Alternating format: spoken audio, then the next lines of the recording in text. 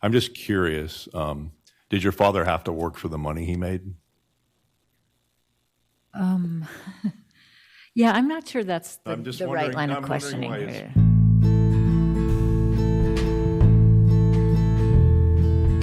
Today's a kind of a unique day because our lieutenant governor is actually serving as the acting governor of the state today. So today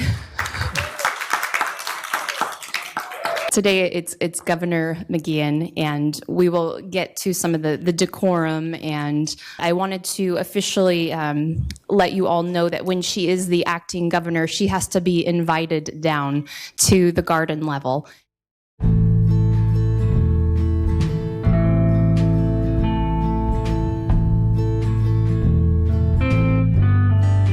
That we've been caught aback, we're caught off guard, caught with our pants down, is understanding how the education systems work. I looked at textbooks once and I put it right back up after I showed my students. Natural rights, I'm paraphrasing, rights that existed before government.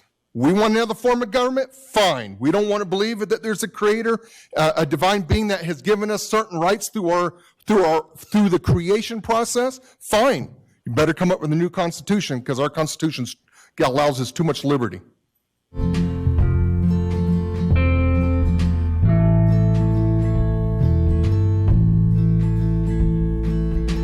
I've written 4 books. The most recent book is called The Recovery of Family Life. It's available online. And the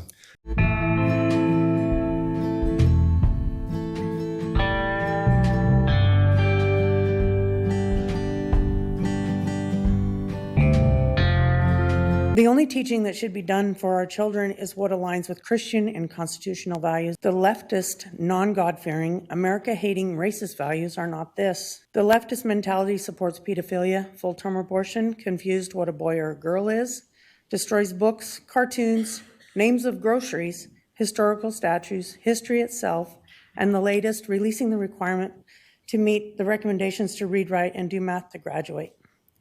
I believe it's a sin issue. We have pushed out God in our schools right now. And I believe that if we have more of God, that we wouldn't have to deal with the issues of race and oppression.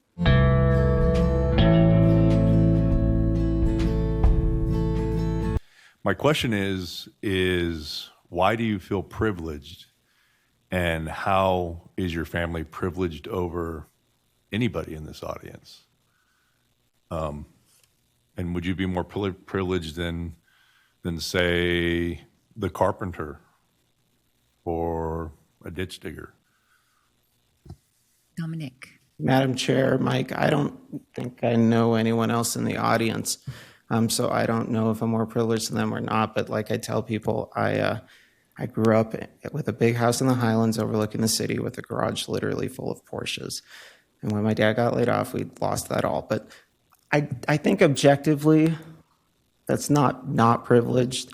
I am working, and during my gap year, I work 60 hours a week, and so I know I still am working class.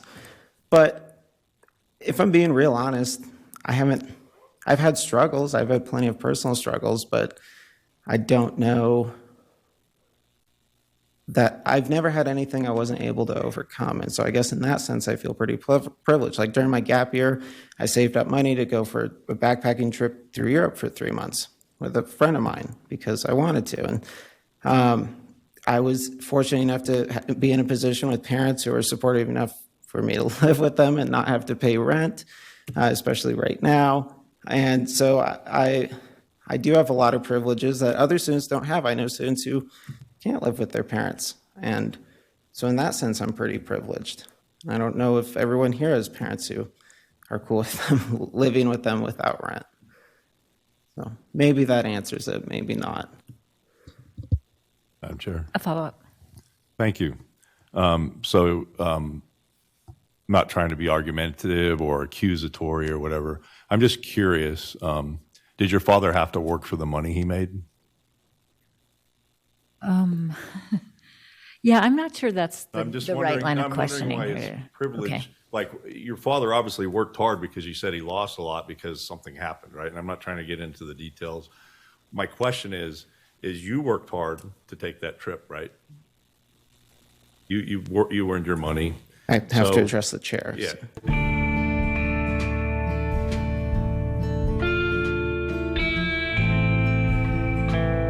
Thanks to everyone in the public who decried this committee for lack of opportunity to testify, because I think that without that public pressure, it might have been difficult for the committee to relent and let the public speak. And I want to say how appalled I am that this opportunity to testify came only once school had started in nearby districts, so educators and students wouldn't have the opportunity to give oral comments. And then students outside of the area, also there's no online testimony, so they didn't really have the opportunity either. If it weren't for that, I think I can guarantee you that this room will be packed just as it was in the summer, with empowered young people working to defend their constitutionally protected rights to freedom of expression.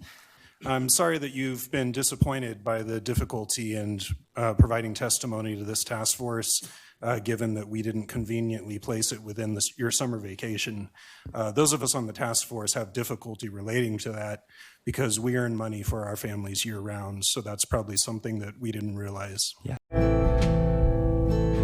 I understand that, Mr. Spoon, and I actually earn money as well year-round. But I would say that maybe that points to the flaw behind this task force, which is that none of you are students, so none of you understand what students are going through. None of you, I don't believe, except maybe Mr. Moffat, although I understand he was recently discontinued, none of you are educators currently. And so maybe you don't understand what educators are experiencing in this adverse year. We always welcome the voice of all Idahoans.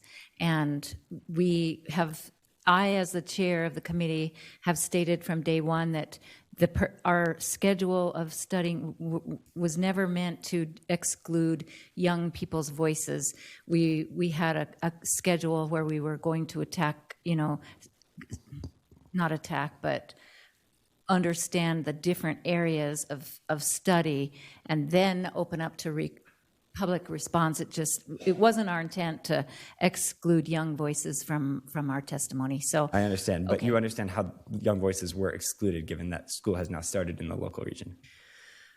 Well, as I said, we are going to continue our discussion. I'd love to sit down with you more and just have a conversation. Okay. And I appreciate you taking the time, all of you. Welcome Thank that. you so much. Thanks for being here.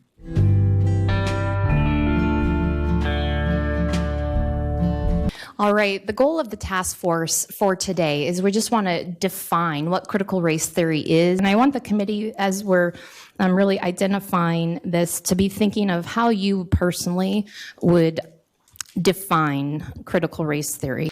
So, and I think the story about where it comes from starts in 1964 with the Civil Rights Act of 1964.